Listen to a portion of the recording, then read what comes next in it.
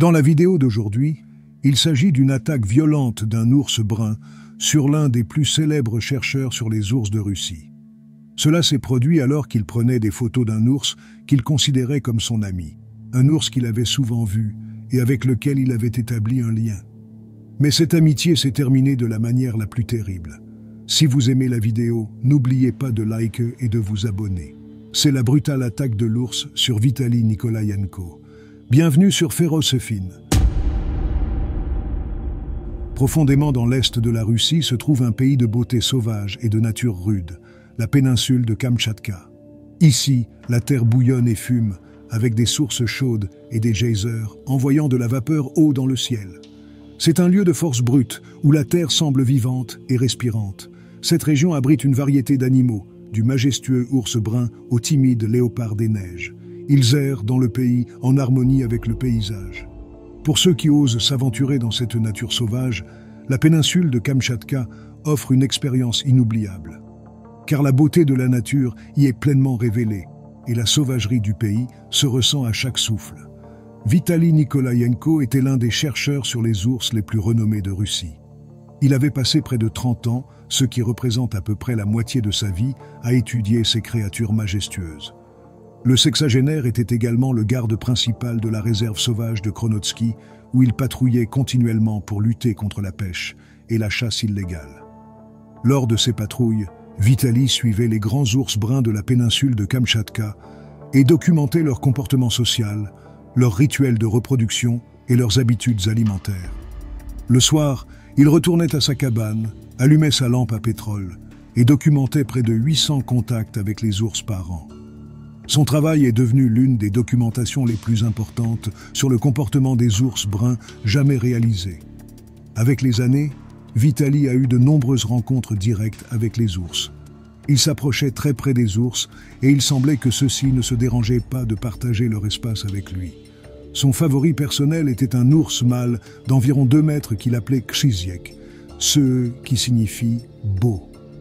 Il était très attaché à cet ours et se couchait parfois à côté de lui pendant qu'il faisait la sieste. En décembre 2003, Vitali est resté dans la réserve au lieu de rentrer chez lui pour les fêtes. Il avait prolongé son séjour pour terminer ses recherches sur la raison pour laquelle certains ours n'étaient pas encore entrés en hibernation. En hiver, les ours devraient normalement être en hibernation, bien au chaud dans une cavité d'arbre ou sous les racines d'un grand arbre. C'était vendredi, et Vitali était assis à la fenêtre de sa cabane, tenant une tasse de thé fumant entre ses mains. Dehors, le monde était un désert gelé. Les arbres étaient lourdement chargés de neige et leurs branches ployaient sous le poids. Il prit une gorgée de son thé et apprécia la chaleur qui se répandait dans son corps. Il sentait la tension de ses muscles se relâcher et un sentiment de calme l'envahir. Il venait de faire ses bagages et attendait son départ de la réserve. En regardant le paysage enneigé, Vitali ressentit une profonde paix intérieure. Le froid et le silence de l'hiver semblaient apaiser son âme, et pendant un moment, il ne put s'empêcher d'imaginer les chaleureuses retrouvailles avec sa femme Tatiana qui l'attendrait à son arrivée. Son rire était comme de la musique à ses oreilles, sa voix et sa grâce faisaient disparaître ses soucis et ses peines. Elle lui manquait. Il sirotait son thé, perdu dans ses pensées.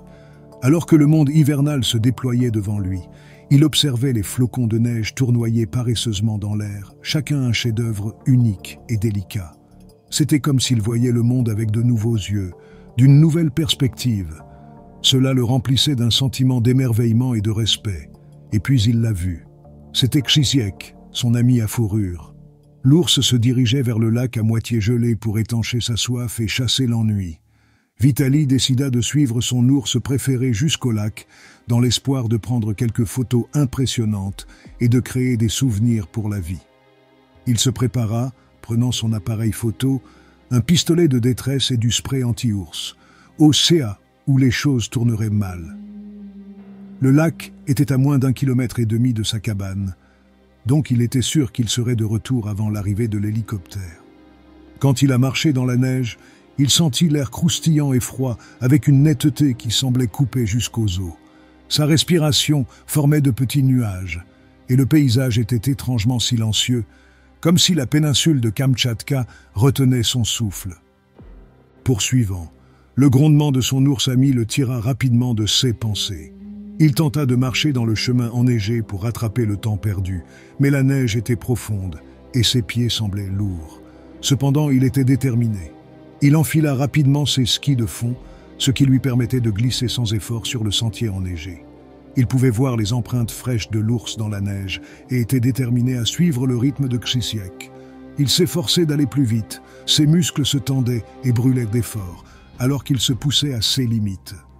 Il sentait le froid pénétrer ses os, mais il ne se laissait pas décourager. Il serra son manteau autour de lui. Le sentier serpentait à travers les arbres et il le suivait prudemment, ses sens aiguisés par la connaissance qu'un ours était à proximité. Peu après, il aperçut Krzysiek. Là, il reposait dans une petite clairière, dormant profondément. Son pelage brun habituel brillait maintenant dans la lumière hivernale.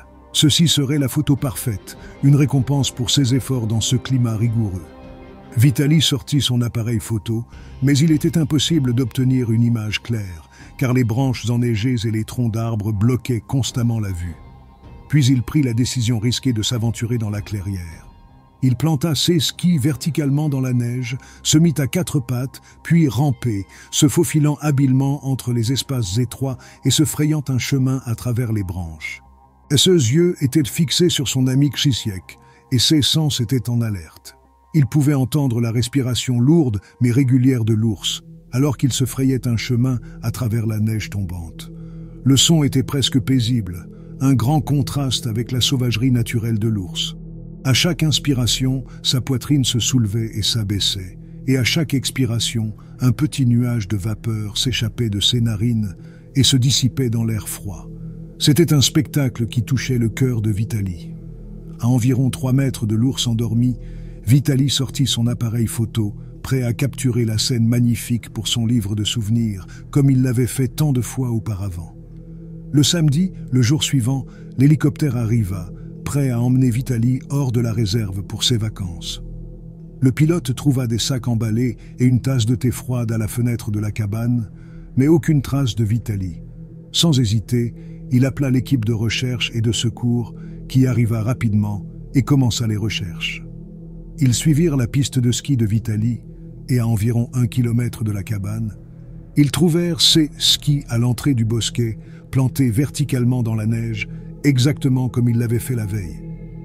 L'équipe de secours suivit ensuite les traces de Vitali dans le bosquet et à environ 3 mètres plus loin, ils le trouvèrent. Le corps de Vitali gisait là, immobile.